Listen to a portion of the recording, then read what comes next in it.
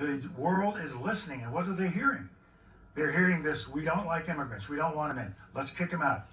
We're hearing that we don't like so many of our ethnic people, the ethnic slices that America represents. We don't like that, and they speak out against it. It's our strength.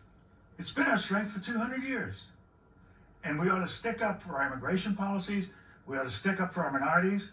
We ought to put more money into lower income classes of Americans. We need to get our kids educated, white and black, all of them. Get educated like I was educated in the public school system of New York. And I'm now in a graduate of a public college in New York, and have been rather successful with this public school education. That's the kind of education all of our young people should have, and it is a major priority in my lifetime and among my friends. Last question for you, sir, and we really do appreciate your time today. There are a lot of independent voters out there, or moderates, Democrats and Republicans, who might be concerned that the Democratic Party is drifting too far to the left, and they hear your comments about President Trump. Why is it so important to you that President Trump not be reelected? Because I think he has been not an effective president.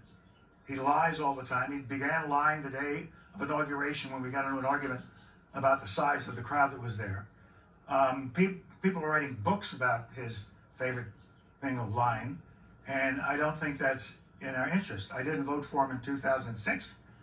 The situation for 2020, in my mind, in my life, has gotten worse. Every American citizen has to sit down, think it through, and make a decision on their own. Don't listen to everybody out there. Don't read every newspaper. Think it through. Use your common sense and say, is this good for my country? Before you say this is good for me. We have a lot of people who are earning great wealth. And when I've talked to some of them, they said, well, gee, the economy's doing great. I'm doing great. The economy exists for all of the American people, not just you doing great or me doing better. So what we have to do now is reach out to the whole people.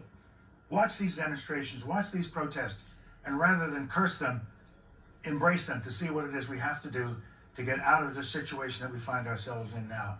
We're America, we're Americans, we can do this. We have the ability to do it, and we ought to do it. Make America not just great, but strong, and great for all Americans, not just a couple. Retired General Colin Powell, former Chairman of the Joint Chiefs, former Secretary of State, we're honored with your presence today. Thank you so much, sir. Thank you, Jake.